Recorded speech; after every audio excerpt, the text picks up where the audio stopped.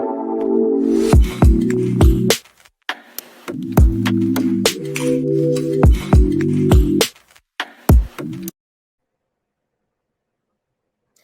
up, everybody? It's your girl Nita, your favorite diva, and I'm back. We are reviewing Love and Marriage Huntsville Season 3. This is Episode 3. All right, y'all. So let's get into it. Y'all remember I'm on the road to 1,000 subscribers. Make sure you like, comment, and let the diva know you stopped by. And make sure you hit that subscribe button before you leave. Thanks so much. All right, you guys, we got a new couple alert. We have Tiffany and Lewis. Tiffany was introduced to us in episode 2. She came in, she didn't make a lot of noise, but the jury is out on her now. Okay. All right, y'all. Anyway, like I said, the jury is out on her because she pulled a lame one today in this episode.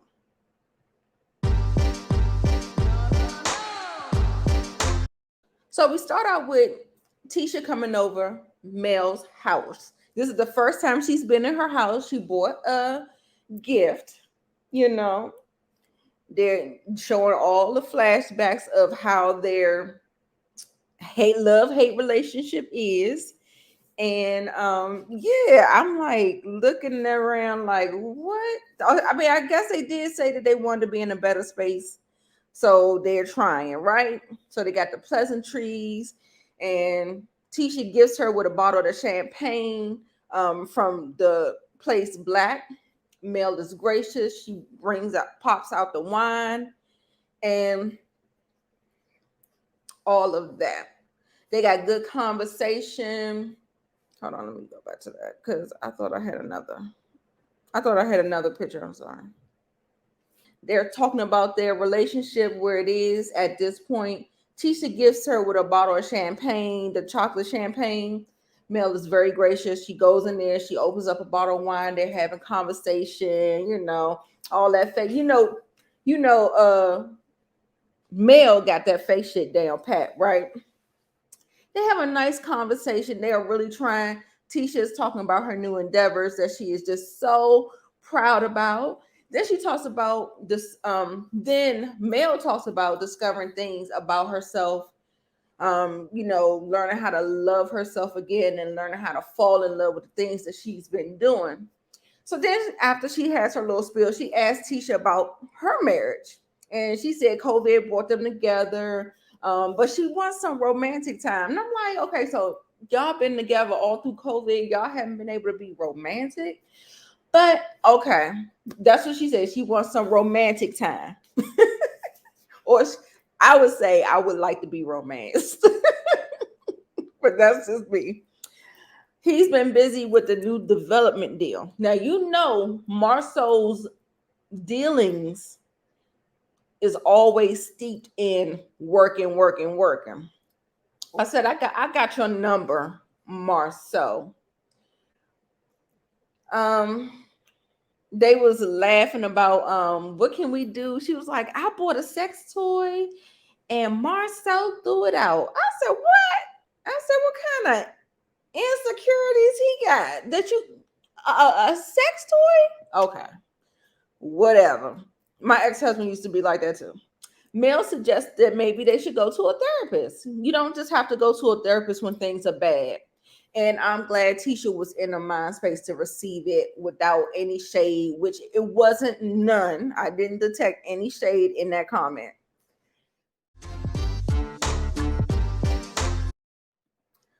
So isn't it ironic? Mr. Martell is putting down snake repellent at his mama house. It's going to repel all the snakes except for the one that's putting the shit down, right? How ironic. Mama says it stinks. Martell retells the story of him and Van's conversation. Van is Vanessa, which is Melody's mama, and that happened in episode 2. And he recalls this. Listen, When you want to hear a narc retell the story, oh my God, watch episode 2 and then watch what he actually said to her in this conversation, talking about she disrespected him. I mean, everything you do is disrespecting Martell if you're not kissing his ass. And that's just gonna be a no for me. Martell is just stupid. Mama said everyone needs to stay in the lane. See, I got my life. I don't be bothering y'all. She need to get one too. But she said if they're going to speak again, only to keep it positive. Okay, so Marcel is talking to the team about customer service, making sure everything is good. And he's basically saying with Black-owned businesses, they celebrate you for a couple of months, but then they start to nitpick you down. And, sometimes customer service is an issue and all of these things. So make sure anybody can buy a chicken wing from any other store. They can get a drink from any other place. But what's going to make this experience different is the Black experience. So he really wants everybody to put their all in their effort in making the Black experiences a good thing. All right. So yeah, so everybody was in agreement. Everybody was sitting around, listening what was going on.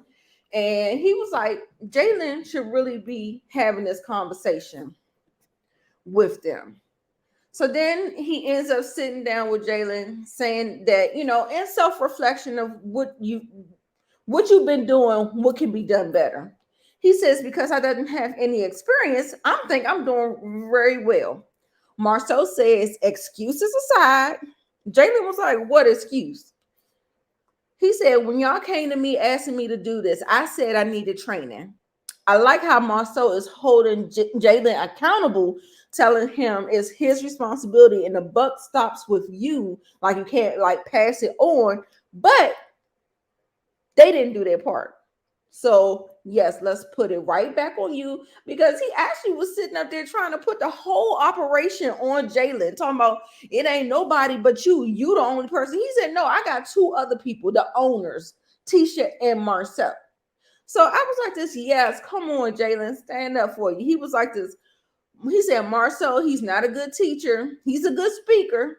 He can do a lot of talking and a lot of complaining, but he does not know how to teach and get you to the place where you need to be. And so he was saying something about, well, I'll go ahead, and he said he would get an assistant general manager. So he's trying to keep Jalen in the general manager place. And I'm like, no, Marceau, what does it look like? What do I look like being an assistant manager trying to teach somebody that's getting paid more than me in the general manager position how to run the ropes? That is so ass backwards. And what this just says to me is that Marceau is just trying to be cheap. He know he can get Jalen for cheap labor and put all that responsibility on him, but he need to hire a general manager, and Jalen be the assistant manager to learn from them. Because look, guess what? Assistant manager, I'm not coming in there to train no general manager. No, that's not what we're gonna do. Good luck. I don't know what you like, Jamie. That good luck. I don't know who gonna be stupid enough to do that.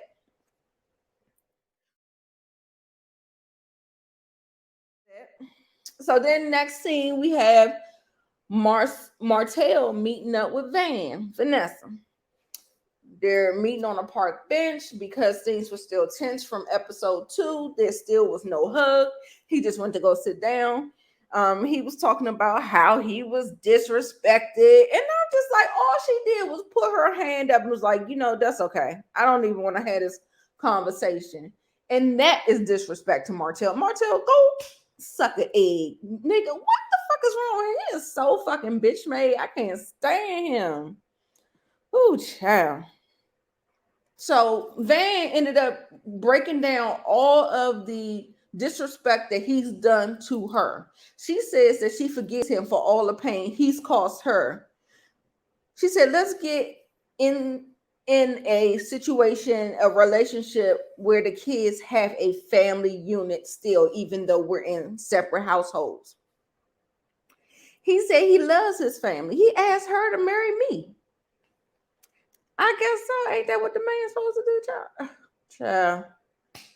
He was like, so of course I wanted to have a family. And Van said, yeah, and I gave my daughter to you because you said you will honor and protect her. And he was like, yeah, over the years, trying to put the blame on Mel, you know, talking about he didn't go out and intend on doing this. That's not Martell. That's not Martell. Why are you talking about yourself in the third person, nigga? Just say that's not me. Yes, it is you, Martell. The fuck? I was like, who are you trying to convince? Mama said what you were doing was a conscious decision you were making, so stop trying to excuse your way out of it. She said, you disrespected me in ways that Mel has never taught to your mother. Let's just move forward and create the best family environment for the children. He agreed, and they got up to hug it out. And I felt like he apologized sincerely, but you never know with Martell. He's like Trump. He talks out of both sides of his motherfucking neck.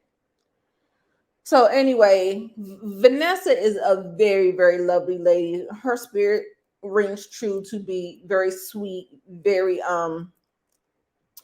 gracious. So I think that, she kept on saying that you can't heal from a pain that you keep inflicting. And that's the thing that Martell, because he's such a narcissist, he doesn't even care about the pain that he keeps inflicting. It's like it's intentional. And so I was just like, I was like, where is the growth, Martell? Like, when are you going to have to do some self-reflection? And that's the thing about men. Men don't never have to do or take accountability for nothing that they do or change their behavior because they know it's going to be another bitch waiting right there to take their fucking bullshit. It's just a mess. It's just a goddamn mess. So anyway, I think she's past it, and we're gonna move there from. So we have the new couple. This is Louis and Tiffany. And child, return to sender girl. This is their little blended family. The boy with the light hair is her son, and the one that's on the side of the father is his son, and they're 1 year apart. They've only been married for 1 year, and actually, come to think about it, she said that she planned a surprise wedding for him. Now, I hope, this is my hope.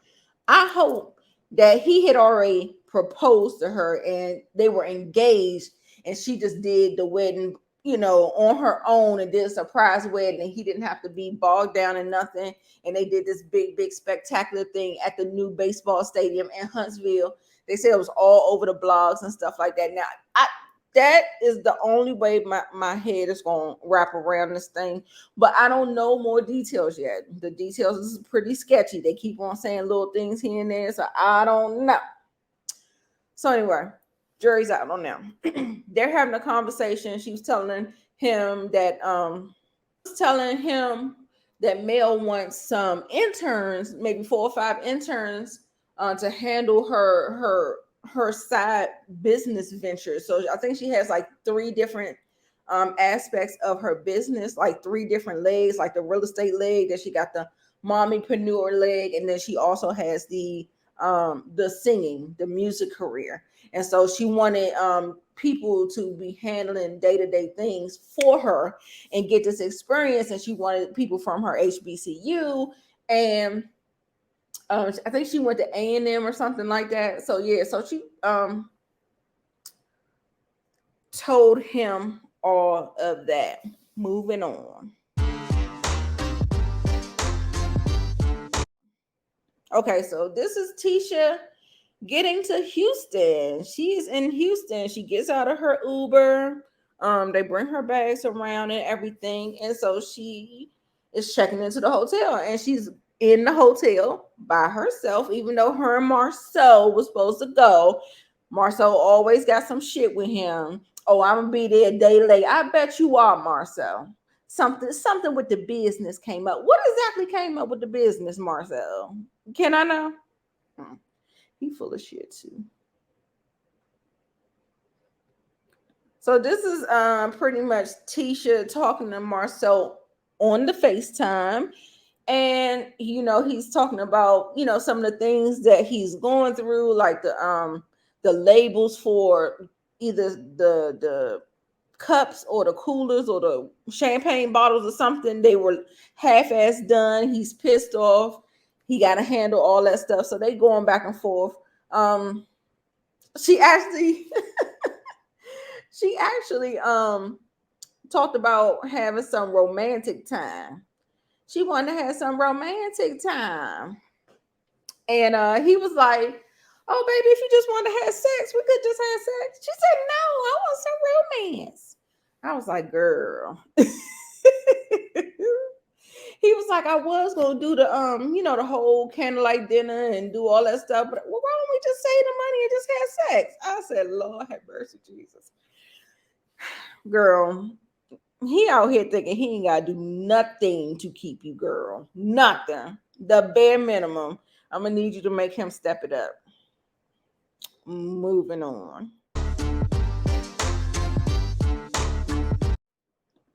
Okay, the day of Destiny's birthday brunch. Now the girls look good. The girls are looking good. Destiny arrives first with her little not her girlfriend, and they come in there, and Destiny's flirting with the man. Okay, look at girl. Mel be looking good. She be serving body, oddy. You would not think that girl got 4 children under the age of 10. Child, that girl look good. She got good genes. She gonna get another man, and Martell's still gonna be over there crying somewhere. Go sit down somewhere. So anyway, she walks in with her girlfriends, and the other girls had already got some lemon drops because he was like, "Oh, you celebrating your birthday?" She flirting with him. He flirting with her. She was like, "Let me get a lemon drop," and so got the lemon drop. And now Mel's walking in, and everybody got the little pleasantries, and all the girls look good. They're all like just greeting each other, looking good, giving each other high fives, talking about how good they look. Kimmy was one of the last to arrive. Not for nothing, but she came in on a conversation in progress. And so basically, she was like, oh, I feel like I just came in in the middle of a conversation. And you kind of did, girl. It's okay. And so, God, what was they talking about? They was just basically talking about, I think Destiny first let everyone know that she was officially divorced. And Kimmy was taken aback. She was taken aback because in her last conversation, I think she asked about it, and she told her no. I mean, it was as good as it was gonna get, which was true, which she didn't really lie, but she couldn't tell Kimmy because she had to tell Mel first. So, she hadn't told Mel. So she was like, I had to wait. She said, because girl, it would be a problem if you'd have called Mel talking about this divorce and I hadn't even tell Mel. And so this conversation sparked a trigger in Mel. From that point on, I kept hearing these shady ass comments from Mel, these passive aggressive comments talking about, Kimmy was just so uncomfortable. She was like, I hate the dissolution of a marriage. What's the name? Destiny was trying to keep a brave face. She was trying to do what she could do. She was like, it's okay. It is what it is. I processed it, going on. Cheers. And, Kimmy got emotional about it.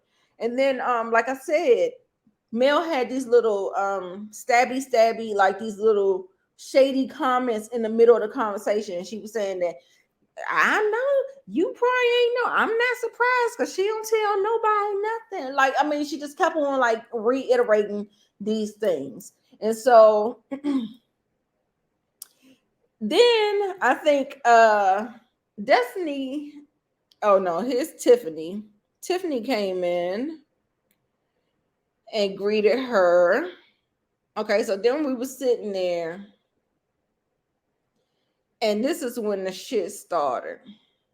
This bitch. Look at that. Look at that face. Look. What's all that up in there? What is that? Girl, I'm wrinkled your goddamn eyebrows. For some reason, out the clear blue sky, I don't even know what led into it. I guess everybody was trying to say where they knew each other from. And apparently, Tiffany knows Kimmy through Monster. Their sons play sports together. So then out the clear blue sky, she talked about Monster vaping in the bathroom. And Kimmy was like, what? She said, yeah, you heard about Monster vaping in the bathroom? She was like, look at Mel face. Mel just is shady. You know she came there to be messy like that.